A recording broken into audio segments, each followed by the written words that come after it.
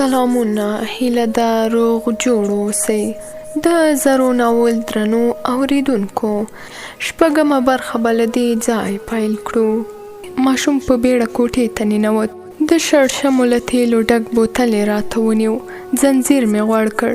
ماشوم وویل زه به یې کش وګورم. پر بایسکل یې پښه واړوله. 2 ځله تر څا را وګرځېد. ویې ویل بد نه دی، خو د پخوا غوندې کش نه لري. بیرته د کار ځای ته راغلم. کمپله مې ټوله کړه. د لرګیو ځینو تختو صافیده غوښته. چاره نه وه، په وچ زور مې ملا وتړله. مازدیګر مې د سطل کړنګ واورېد. ور ومې کتل. شریف و. ستمه یې خود. سطل ته مې وکتل. له اوبو مړه تاوونه پورته کېدل. ماشوم وویل د لمبلو لپاره مې درته راوړي. منډه یې واخیسته. شیبه وروسته بیرته راغی. په لاس کې صابون او تولیه نیولې وه. ومې ویل تودې اوبه دې ولې راوړې؟ ماشوم وویل ضرور راکړې. ویل یې چې پاک کالي له لمبلو پرته مه اغونده. ماشوم د باندې ووت. تشناب ته ننوتم. دیوالونه یې خام ول، خو غولی سمټ شوی و. ولمبېدم. جامې مې بدلې کړې. ماښام جومات ته لاړم. تبه مې پرې وه، ولې مې هم درانه نه راته ایسېدل. سړی غلی شو. توتي ته یې وکتل. په تیاره کې سم نه ښکارېده. د توتي تر مخ کې ګوته لاندې کړه. توتي ټوپ کړل. د سړي له ټټره وښویېده. سړي توتي ور واخیست. د باندې ووت. پر یوه هواره ډبره کېناست. پورته یې وکتل. د سپوږمۍ رڼا پر نږدې ستورو پرته وه. خپ ښکارېدل، خو آزادو ستورو تیزه رڼا کوله. یو دم یې وخندل. خوله یې اسمان ته ونیوله. چیغه یې کړه. په غره کې د شغالانو کوکې پورته شوې. سړي وخندل. زه او زرو به ډېر وخت ماښام تیاره همدلته ناست وو. ستورو ته به مو کتل. زرو به یو دم ناره کړه. د هغې له نارې سره به د غره شغالانو کوکې کړې. زرو به خندل. د شغالانو له انګولاو به یې خوند اخیست. سړي سړه ساه وایسته. شغالان بختور دي. د زرو ناره یې اورېدلې وه. ولاړ شو. توتي یې ور واخیست. څو ګامه مخکې لاړ. له ونو لوېدلي وچ ښاخونه یې راټول کړل. بیرته هوارې ډبرې ته راوګرځېد. وچ واښه یې تر لرګیو لاندې کړل. لایټر یې ورته ونیو. وچو وښو خوله واخیسته. توتي ته یې وکتل. په سترګو کې سره لمبه ښکارېدله. سړي خپل لاسونه اور ته ونیول. ویې ویل زه او زرو په همدې وخت دلته راغلو. واوره د غرو له لمنو ټوله وه، خو لا هم سوړ باد لګېده. موږ به دلته اور بلاوو. تر ډېره به ورته ناست وو. انګار به مو غاړې ته وړه. سړي وټوخل. ټوخی یې تیز شو. له خولې یې لاړې راغلې. اوږد وغځېد. لستوڼی یې پر خوله تېر کړ. چوپه چوپتیا وه. کله کله به یوه کونګ ناره کړه. سړي سړه ساه وایسته. ویې ویل 3-4 ورځې ښه وم، خو یو ماښام بیا تبه راباندې راوګرځېده. د شپې لړزې ونیولم. سهار ته په جومات کې د مزدور سپینګیري تندی تریو و. ویل یې چې ټوله شپه دې زګیروی خاته. تر غرمې مې ایله د یوې دروازې چوکاټ جوړ که. نه کېده. سیکه رانه ختلې وه. موبایل مې راواخیست. چارج نه و پکې پاتې. 2 ځله مې د باندې وکتل. بایسکل نه ښکارېده. شریف لا له مکتبه نه و راغلی. کېناستم. د زرو کوچنی ورور په چوتره کې ګرځېده. لمن یې ټوله نیولې وه. پرتوګ یې نه و اغوستی. ژامه یې خوځېدله. ور غږ مې کړل. راغی. تر کړکۍ لاندې راته ودرېد. په لمن کې وچه ډوډۍ پرته وه. ټلیفون مې ورته ونیو. ومې ویل چې کور ته یوسه چارج کړه. د زرو دوی د کور پر سر 2 شمسیانې ولاړې وې. برق یې درلود. پخوا مې هم موبایل د چارج لپاره شریف ته ورکړی و. ماشوم وچې سترګې راته نیولې وې. د زرو غږ مې واورېد. نادره موبایل راواخله. ماشوم هماغسې ولاړ و. زرو راغله. موبایل یې زما له ګوتو واخیست. بیرته چوترې ته وخته. په وره کې مخ راواړوله. کوټې ته ننوته. مازدیګر ته بیا لړزې واخیستم. پلار ته مې ټلیفون وکړ. را یاده یې کړه چې سهار وخته درځم. ماسخوتن د سپینګیري د شکایت له لاسه د بوټو د ایستو په ځای کې پرېوتم. سهار مې پلار راغی، ویې ویل چې ډاکټر ته لاړ شه، تر هغو مه راځه چې ښه شوی نه یې. له شریفه مې خپلې جامې وغوښتې، لنډه شېبه وروسته یې تړلې غوټه راوړه. د کلا په دروازه کې مې ورمې کوږ کړ. زرو په چوتره ولاړه وه، ما ته یې کتل. یو دم توتي کړکې کړې. سړي ډبرې ته لاس ور وغځاوه، شاوخوا یې وکتل. ګیدړه غار ته نږدې ولاړه وه، سترګو یې سپینه رڼا کوله. سړي ورو پلته یې ووهله، توتي یې پر خپل زنګانه کېناوه. ګیدړې ته یې وکتل، نه وه. سړي د اور پر سر څو وچ لرګي کېښودل، لمبه تر وچو لرګیو راوګرځېده. ورو یې وویل، نیغ د ولسوالۍ بازار ته لاړم. ډاکټر له معایناتو پرته دوا راته ولیکله. د طبي علایم یې ملاریا ګڼله. غرمه خپل کور ته راغلم. ټول کور مو یوه خیرنه کوټه، وړکی دهلیز او تشناب و. نیغ کوټې ته ننوتم.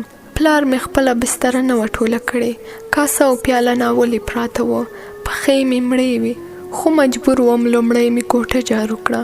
بیا مې د ګاز پر ډبه د ناولو لوښو د پرېمینځلو لپاره اوبه کېښودې. اوږد وغځېدم.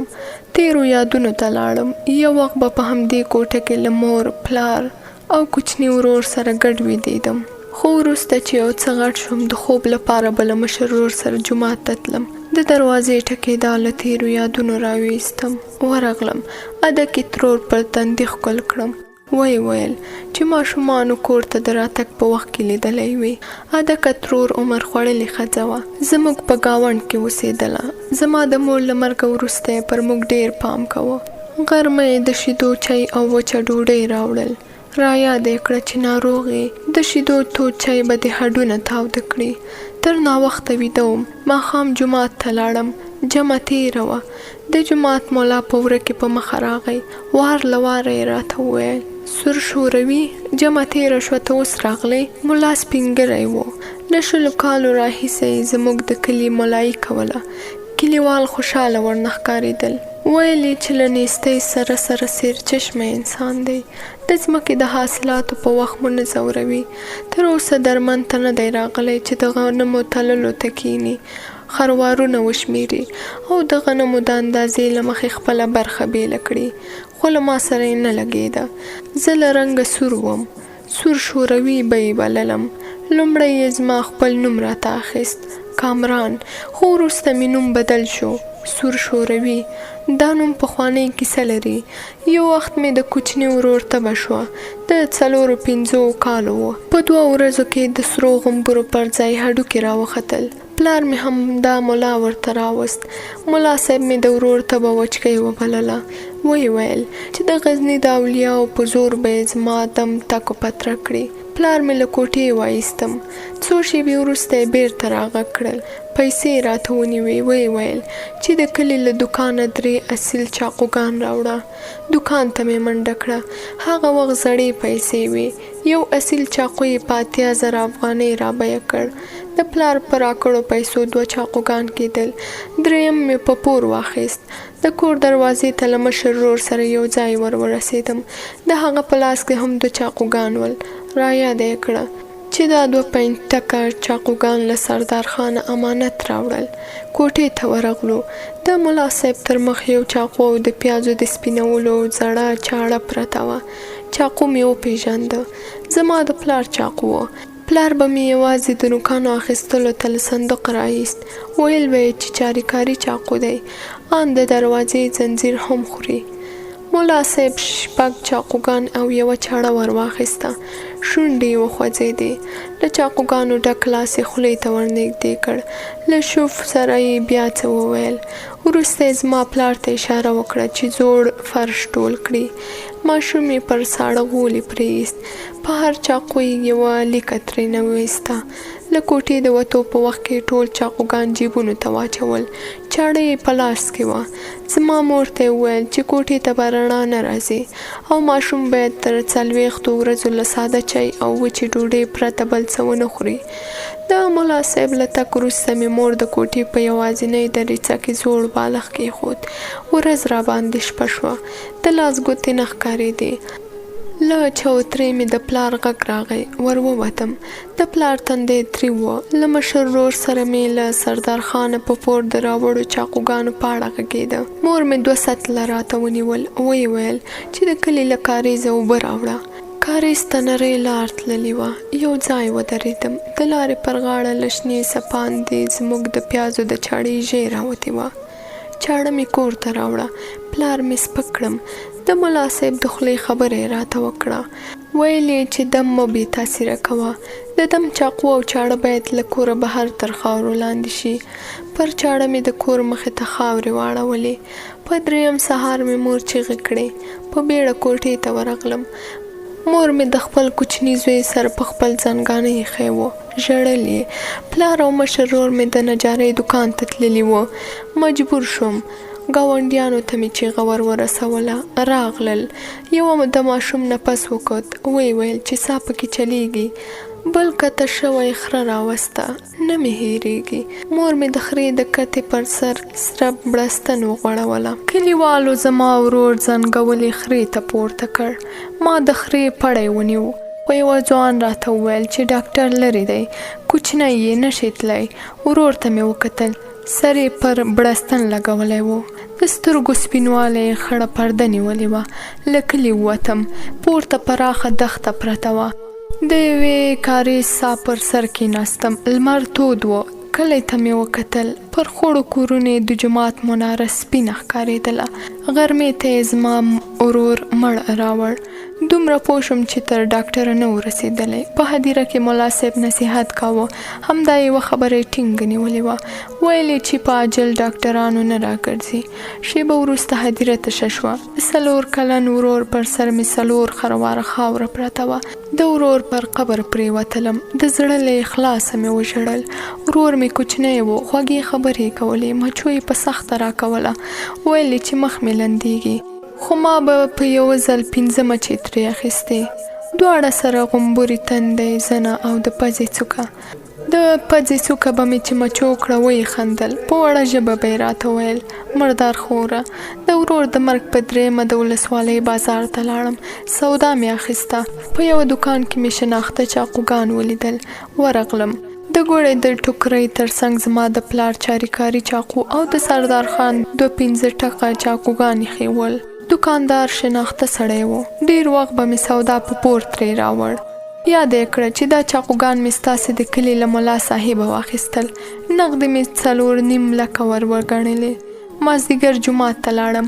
ملا صاحب ته مې د کلیوالو پر مخ وویل چې د دم چاقوګان مې په بازار کې ولیدل. کلیوالو سپک کړم.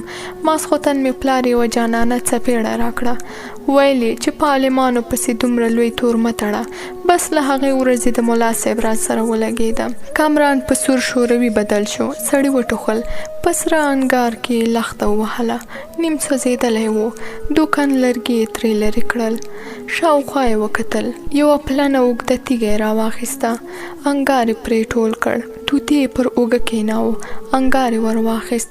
غار ته ننوت. د سړي پر غومبرو څه ولګېدل. سترګې یې رڼې کړې. د توتي ژېړه مخوکه وه. سړی کېناست. ورمېږ یې کوږ کړ. د غار خولې ژېړه رڼا نیولې وه. ویې ویل لمر راختلی دی. تر څنګ ایښې پلنې اوږدې تیږې ته یې وکتل. مړې ایرې پکې پرتې وې. سړی ولاړ شو.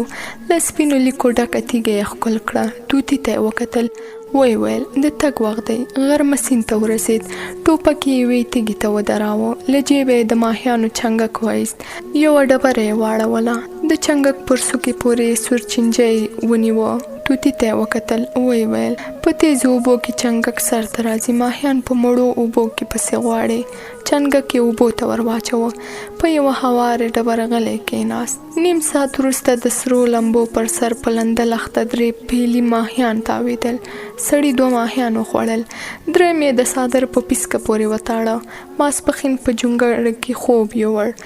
ماښام یې توتي ور واخیست. د جونګړې په زینه کې کېناست. د زرو قبر ته یې وکتل. پاتې کیسه یې راواخیسته. 3 ورځې ووتې، ته به مې نه پرې کېده. په 4م سهار په زحمت ولاړ شم، پر مخامخ دیوال ورغلم. نور مې څه نه دي په یاد. 1 هفته د غزني د ښار په ملکي شفاخانه کې وم. پلار مې ویل چې د اده کې ترول مسي بېهوشې موندلی وي. د زرو ناول درنو اورېدونکو، 4مه برخه مو هم دلته پای ته رسېږي. تر بلې برخې تاسې په خدای سپارو.